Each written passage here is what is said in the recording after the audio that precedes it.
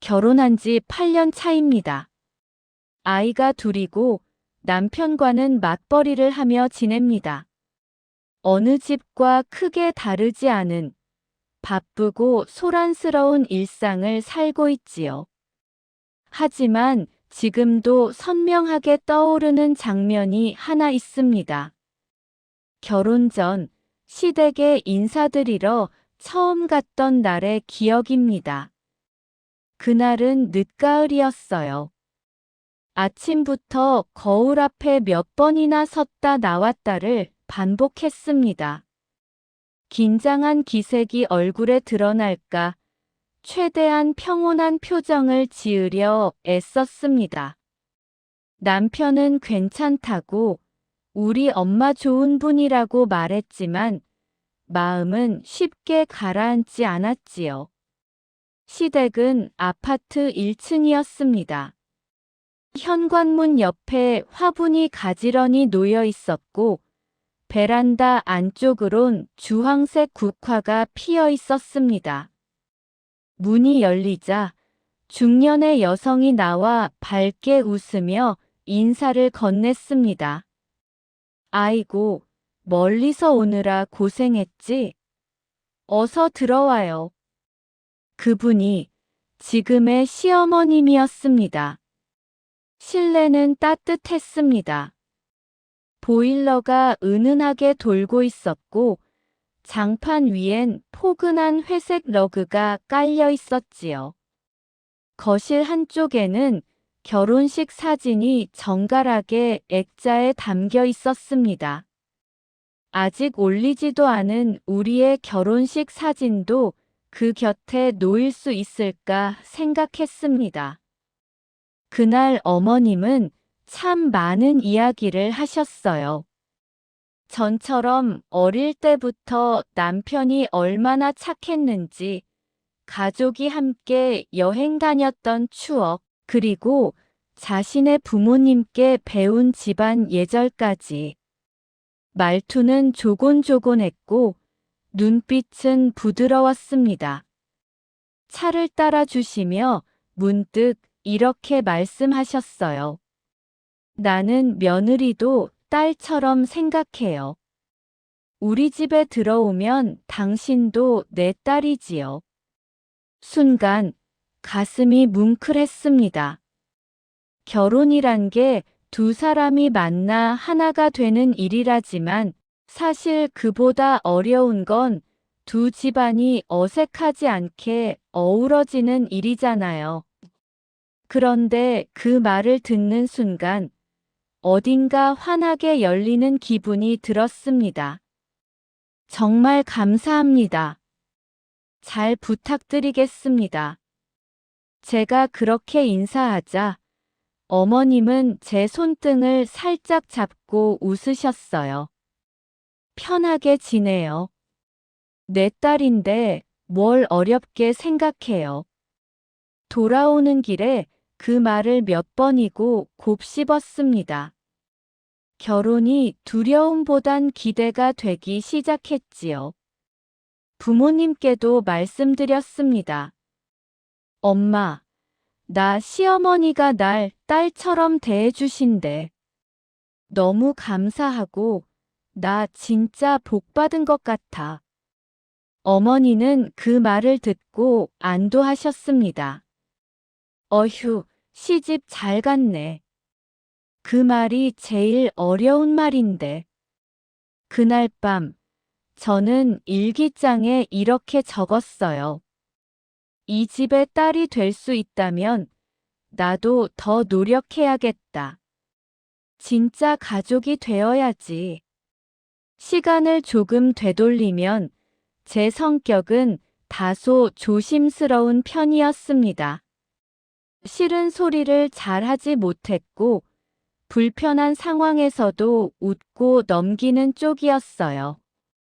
낯선 자리에서 말없이 분위기를 읽으며 먼저 나서기보단 한 발 물러서 관찰하는 편이었지요.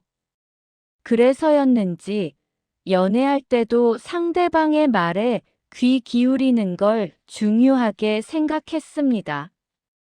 남편 역시 그런 점을 이해해주는 사람이었고요. 그와 결혼을 결심하게 된 이유 중 하나는 그의 가족이 따뜻해 보였기 때문이기도 했습니다. 남편의 아버님은 몇 해 전 돌아가셨고, 시어머님은 오랜 시간 혼자 가정을 지켜오셨다고 들었습니다. 직장은 오래전에 퇴직하셨고, 지금은 동네 문화센터에서 그림 수업을 들으신다 했지요. 조용하고 단정한 분위기의 분이었습니다. 어머님은 누구보다 가정을 소중히 여기는 분 같았고, 저는 그런 분께 인정받았다는 사실이 몹시 기뻤습니다. 딸처럼 대해준다는 그 말은 단순한 인사 이상의 의미였고, 앞으로 펼쳐질 시월드가 다정한 곳이리라 믿게 만들었지요. 물론 당시엔 미처 생각하지 못했습니다. 그 말의 무게가 얼마나 클 수 있는지를. 그리고 딸처럼이 과연 어떤 의미로 쓰였는지를 말이지요. 결혼식이 지나고 첫 명절이 다가왔습니다. 신혼집의 따뜻한 설렘 속에 시댁에서 맞이하는 첫 명절 준비가 조금은 긴장되었지만 괜찮다고 생각했습니다. 저는 이제 이 집의 딸이라 했으니까요. 어머님도 저를 편하게 대해 주실 거라 믿었습니다. 그 믿음은 아주 천천히, 그러나 분명히 흔들리기 시작했지요. 결혼 전 어머님은 저에게 말씀하셨습니다. 난 며느리도 딸처럼 생각해.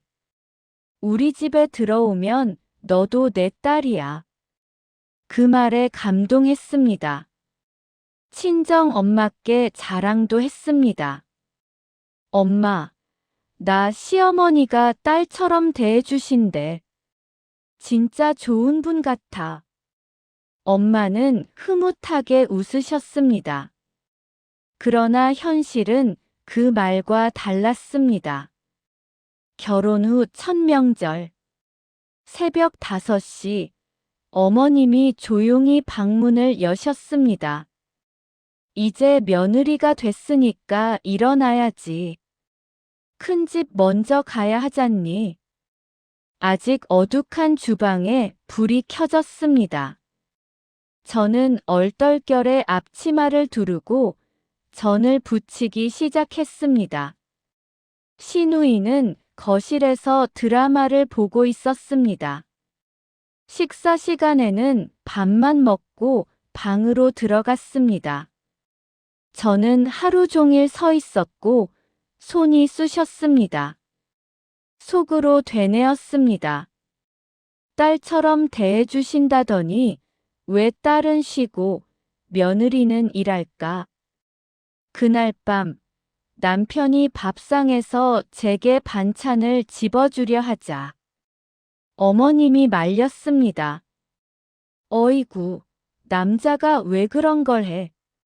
남편은 젓가락을 내려놓았습니다. 저는 말없이 고개를 숙였습니다. 며칠 뒤 어머님이 예고 없이 오셨습니다. 냉장고 문을 열고 말없이 안을 정리하셨습니다. 이건 뭐니? 유통기한 지났잖아. 제가 정리하려던 참이었어요. 그냥 놔둬. 내가 할게. 그 말투엔 배려보다는 지적이 담겨 있었습니다. 아이 키우는 방식에 대해서도 간섭처럼 느껴졌습니다. 첫째는 좀 단단하게 키워야 해. 애가 너무 여려. 제가 끙끙대며 준비한 식탁에는 그럭저럭 먹을만하네. 반면 시누이가 오면 우리 딸은 손도 야무지고 음식도 맛있어. 칭찬이 이어졌습니다. 작은 차이들이 쌓였습니다. 차이가 곧 벽이 되었습니다. 남편에게 말했습니다. 당신 어머니가 딸처럼 대해준다더니 난 그런 느낌 못 받아. 남편은 고개를 저었습니다. 우리 엄마 원래 스타일이 그래. 그냥 너니까 그런 거야. 편하니까. 그 말이 더 서운했습니다. 편해서라는 말 속에 제 고생은 대수롭지 않게 여겨지는 기분이었습니다. 저는 점점 어머님과 거리를 두게 되었습니다. 말은 예의 있게 했지만 감정은 다쳤습니다.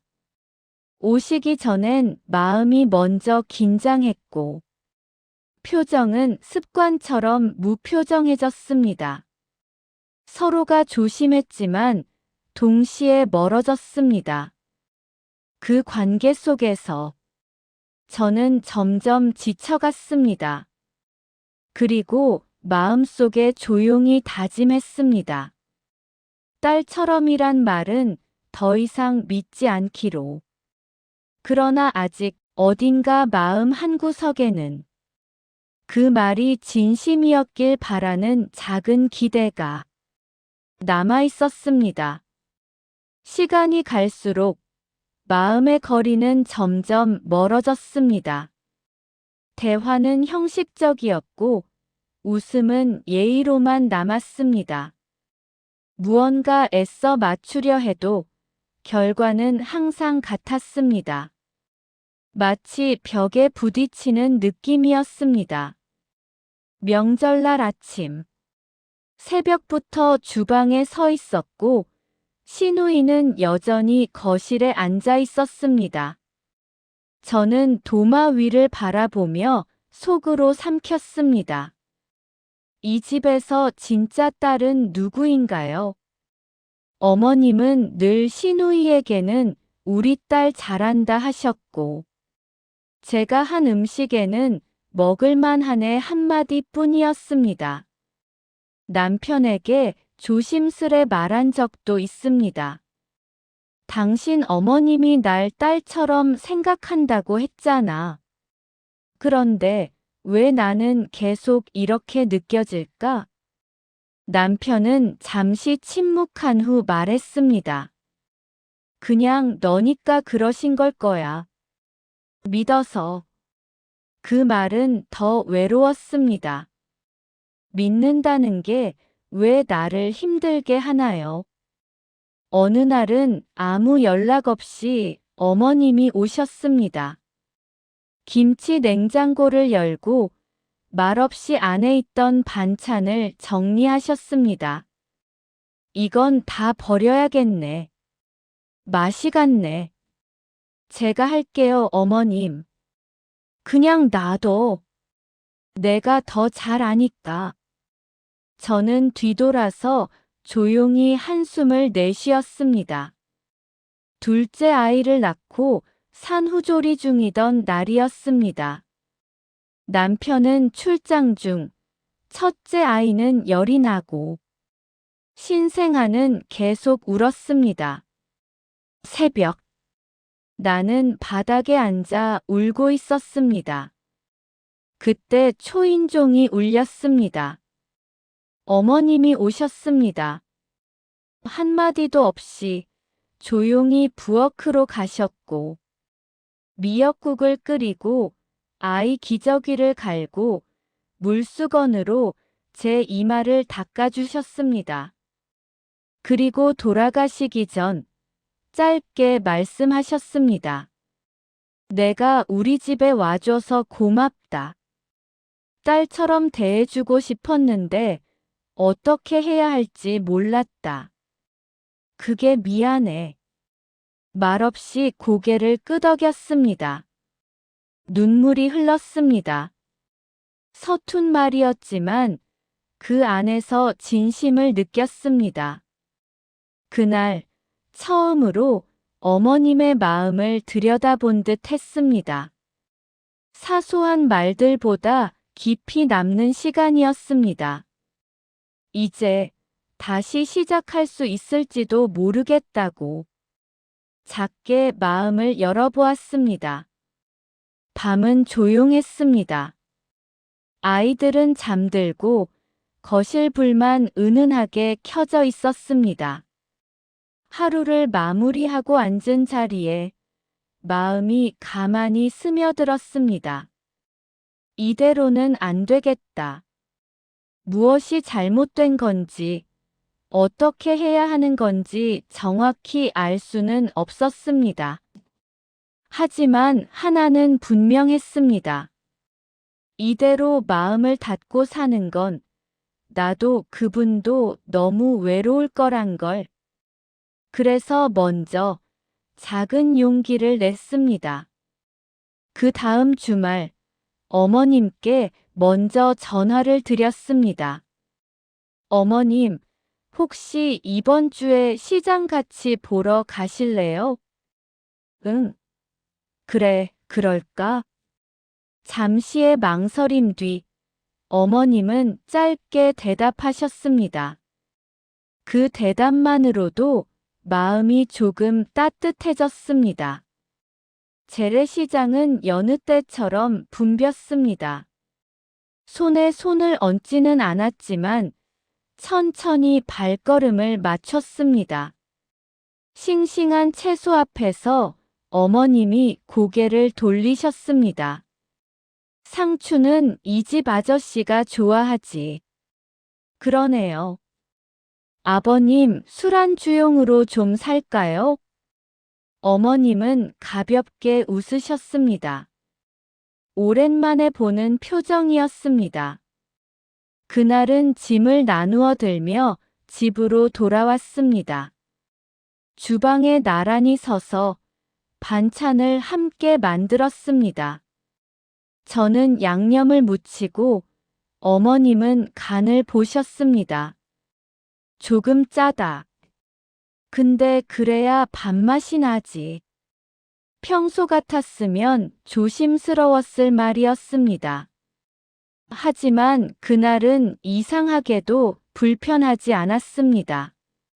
조금 짠 음식처럼 어머님의 말도 그냥 받아들여졌습니다. 며칠 뒤 아이가 열이 났습니다.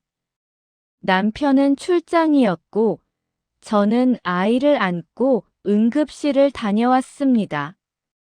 기운이 빠진 상태로 집에 돌아오니 현관 앞에 검은 비닐봉지가 놓여 있었습니다.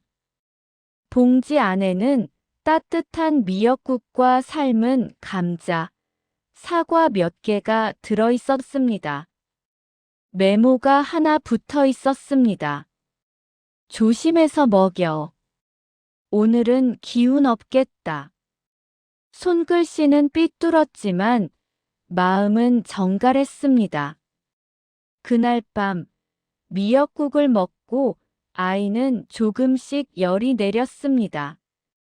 저는 주방에 앉아 국그릇을 두 손으로 감싸 쥔 채 잠시 눈을 감았습니다. 마음 깊은 곳에서 무언가 울컥 치밀어 올랐습니다. 이제야 조금 마음이 닿는 걸까?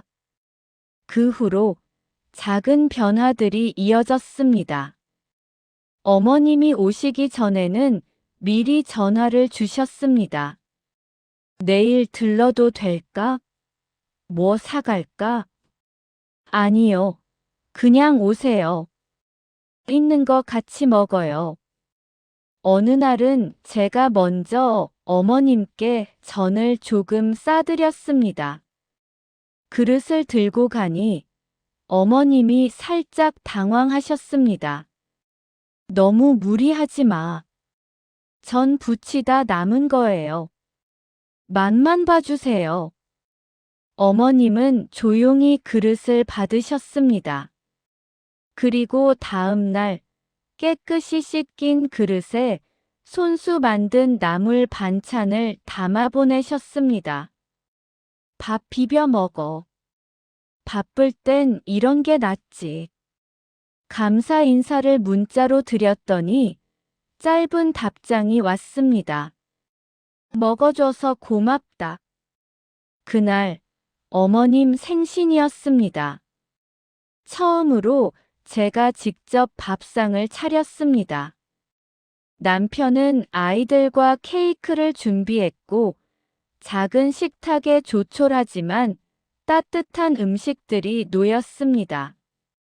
식사가 끝날 무렵 어머님이 조용히 말씀하셨습니다. 내가 말은 그렇게 해도 늘 미안했어. 처음엔 어떻게 해야 할지 몰랐고, 너한테 상처 줄 생각은 아니었는데. 저는 그 말에 잠시 고개를 떨궜습니다. 숨을 고르고 천천히 대답했습니다. 저도요. 사실은 저도 서운한 게 많았어요. 근데 이제는 조금 알 것 같아요. 어머님도 애쓰셨다는 걸요. 짧은 정적이 흘렀습니다. 그리고 어머님이 작게 웃으셨습니다. 우리 그냥 서로 너무 잘하려고만 하지 말자. 그냥 있는 모습 그대로 괜찮다 생각하면 좀 덜 서운하겠지? 그 말에 저는 고개를 끄덕였습니다. 오랜 시간 돌아온 자리 같았습니다. 그날 밤 남편이 말했습니다. 오늘 분위기 참 좋았지? 응. 조금씩 좋아질 수 있을 것 같아. 남편은 저를 바라보며 덧붙였습니다. 고마워. 너 없었으면 엄마랑 이렇게 안 됐을 거야.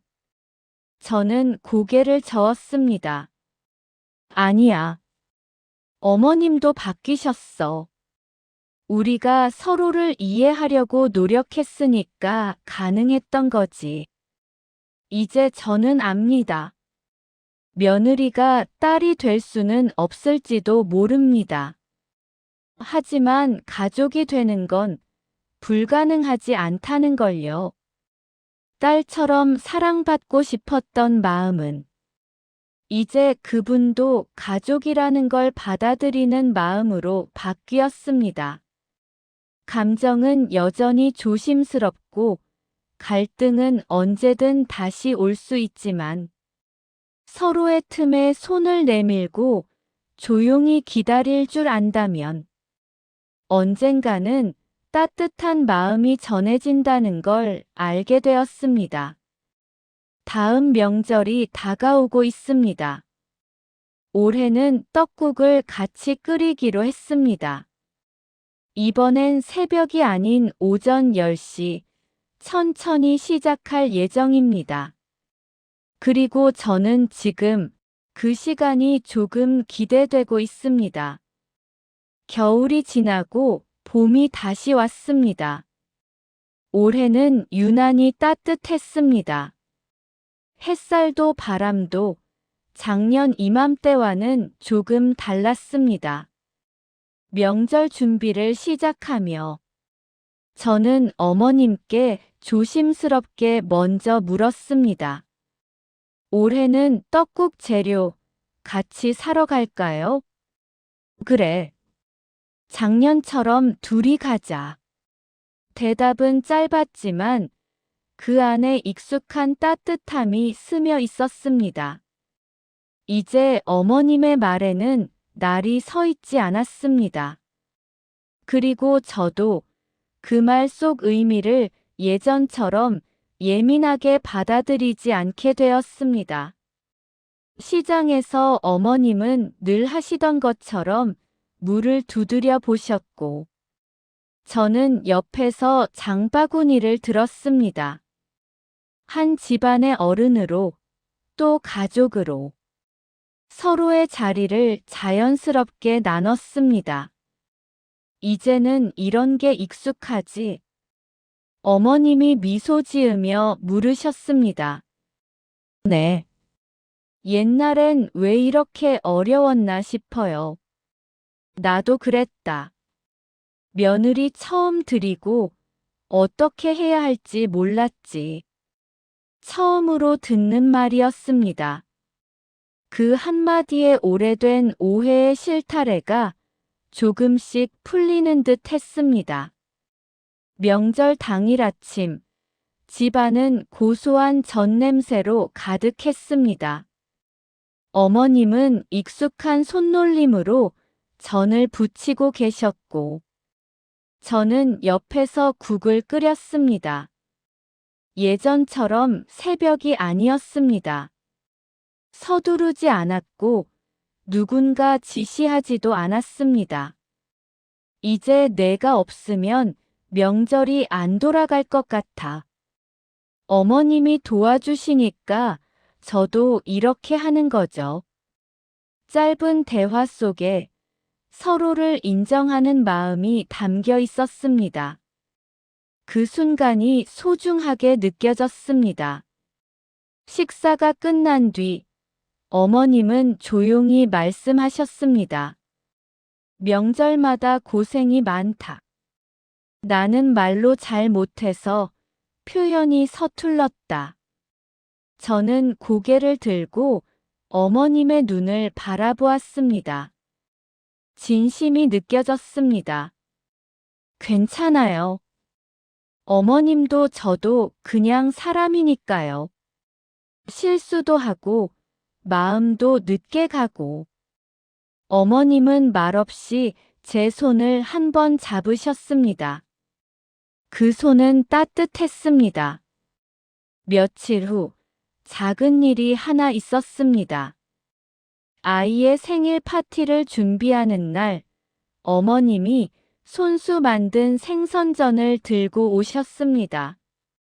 아이도 좋아하는 음식이었습니다. 이거 너 어릴 땐 별로 안 좋아했는데 얘는 잘 먹더라. 남편은 웃으며 말했습니다. 둘이 점점 더 닮아가는 것 같아. 손맛도 그렇고 말투도. 어머님은 웃음을 터뜨리셨습니다. 딸보다 며느리가 더 챙겨줘. 내가 복이 많은가 보다. 그 말에 제 입꼬리도 살짝 올라갔습니다. 예전 같으면 쉽게 받아들이지 못했을 말이었습니다. 하지만 지금은 알 수 있었습니다. 그 말 뒤에 담긴 감사와 정을. 저는 종종 혼잣말처럼 생각합니다. 우리는 결국 완벽한 관계가 아닌, 조금은 서툴지만 서로를 이해하려는 사이로 남는 게 더 좋은 걸지도 모른다고. 며느리도 딸처럼 될 순 없습니다. 하지만 딸이 아니어도 가족이 될 수는 있었습니다. 처음엔 다르다고 느꼈던 모든 것들이 시간이 지나며 다름이 아니라 조금 먼 거리라는 걸 알게 되었습니다. 그 거리엔 오해도 있었고 침묵도 있었고 그 속에서 우리는 서로를 배워갔습니다. 지금 저는 이 집안의 한 사람이 되었다고 느낍니다. 누군가의 아내이자 엄마이고, 누군가의 며느리이자 또 누군가의 딸 같은 존재로. 그 마음이 단단해지기까지 많은 시간이 걸렸습니다. 눈물도 있었고, 실망도 있었고, 무너진 기대도 있었습니다. 하지만 그런 시간들이 있었기에 지금의 따뜻함이 더 값지게 느껴집니다. 아이들이 할머니를 찾습니다. 할머니가 만든 반찬을 좋아하고 할머니 품에서 잠드는 것을 당연하게 여깁니다. 그 모습을 보며 생각합니다. 관계는 말보다 마음으로 쌓이는 것이고, 그 마음은 느리지만 분명히 전해진다는 걸. 저녁 식탁에 둘러앉아 저는 말없이 어머님의 그릇에 반찬을 올립니다. 어머님도 조용히 국을 제 앞에 놓습니다. 말은 없지만 충분히 따뜻합니다. 잘 먹었어요. 그래, 고생했다. 맛있더라.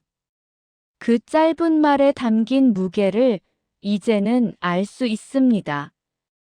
감사와 신뢰, 그리고 가족이라는 이름. 가족이란 같은 시간을 버티고 다른 마음을 조금씩 나누며 조금씩 가까워지는 사람들이라는 걸 이제는 알 것 같습니다. 갈등은 있었지만 그 시간조차도 관계의 일부였습니다. 지금 우리가 앉아 있는 이 식탁은 그 모든 시간이 쌓여 만들어진 자리입니다. 그리고 앞으로도 이 자리를 따뜻하게 지켜가고 싶습니다.